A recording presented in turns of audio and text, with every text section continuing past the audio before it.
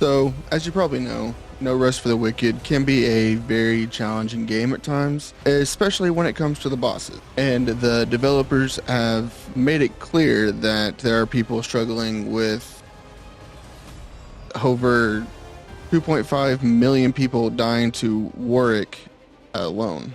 And he's just the beginning of that. So after finishing the story as far as you can and the early access, I wanted to share some tips on how to easily defeat the current 4 bosses in No Rest for the Wicked. Now, I will be going over these in order from easiest to difficult in my own personal opinion, just so you are aware. So the first boss that I want to cover in this is Falstead Derek.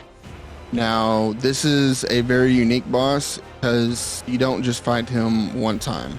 So the first time you fight Derek, I feel by far he has the most openings for you to attack him with only one attack that you really need to watch out for. So we're going to start off with the openings. So Derek has 3 attacks, one where he shield bashes you, another where he slams his sword on the ground, and a third where he just wildly swings his sword like a crazy man.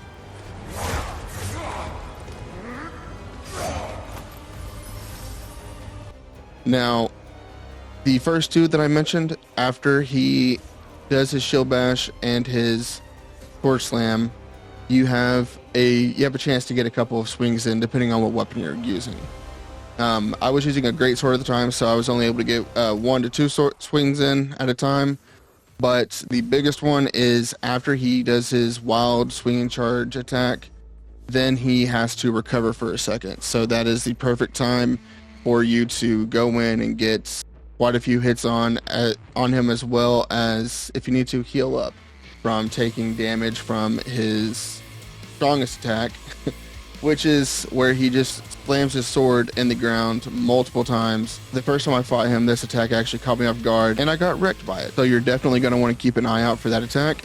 But other than that, this first fight has a lot of openings and you don't even have to kill him to end the fight.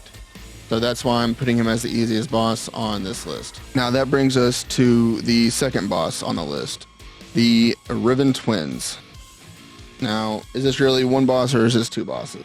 I mean, they are twins, but you know. Anyway, the reason I'm saying this boss is easier than the other boss I'm gonna mention later is because I don't know if it's a glitch or something, but if you stand far enough away from the twins, there are times when they'll just stand back there and do nothing. So that gives you plenty of time to recoup and heal and figure out your next plan. Now, that does not mean that they are not a very dangerous opponent, because they are. And even at this point in the story, they can very easily kill you if you mess up. So what you're going to want to watch out for when fighting the Riven Twins is they have an explosion attack that does massive plague damage to you. And a majority of their attacks hit basically the entire arena. You have to get really far away from them in order to miss that. But there is one opening in this fight that makes it very easily if you can bait the attack out. And that is a single pulse swing. Now, when they do their single pulse swing, all you have to do is just roll into them, and then you can hit them 2 to 3 times before they have a chance to respond, and then roll back out and wait again. It's that simple to beat this boss. The third boss I want to mention on this list is Warwick the Torn. Now, I mentioned him at the beginning of the video and how he has killed over 2.5 million players alone since the game's release, which is pretty astonishing considering he's the first boss in the game. The reason I'm putting him so high is because he is very wild and doesn't really give you much of a chance to attack without taking damage. However, if you are able to tank the attacks, you'll have a much easier time in this fight. But if not, then there are 2 opportunities that you can get in some really good attacks on him. And that is whenever he does his spin slash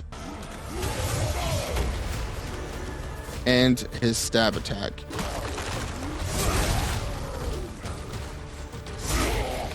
Both of those attacks give you a second or two to where you can hit him from behind and get back out of the way and bait that attack again.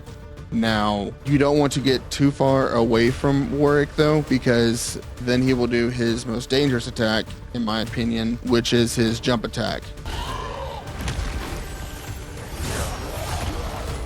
But if you're able to watch out for that attack, then Warwick can be kind of a pushover once you actually get his attack pattern down and know that the spin slash and the stab are his easiest opportunities to attack him.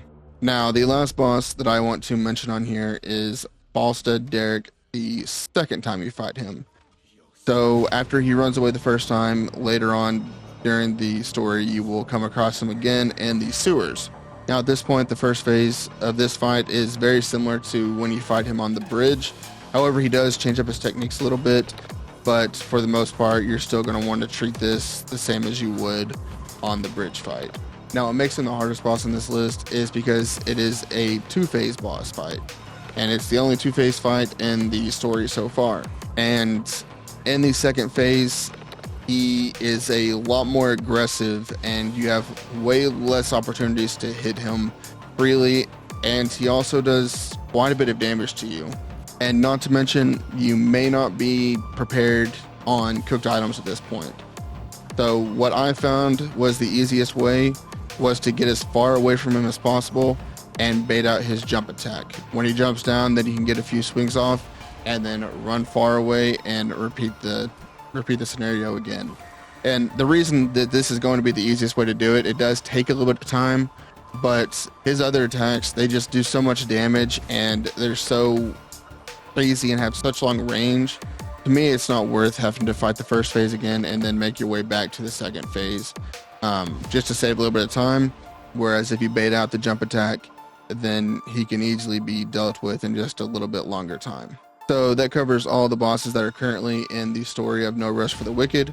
Now, I know I am leaving out the Echo Knight, but first off, screw that guy. And second off, I have plans to do a video covering the Serum Crucible as a whole. So that's why he's not mentioned in this video. But I hope this video helped you out.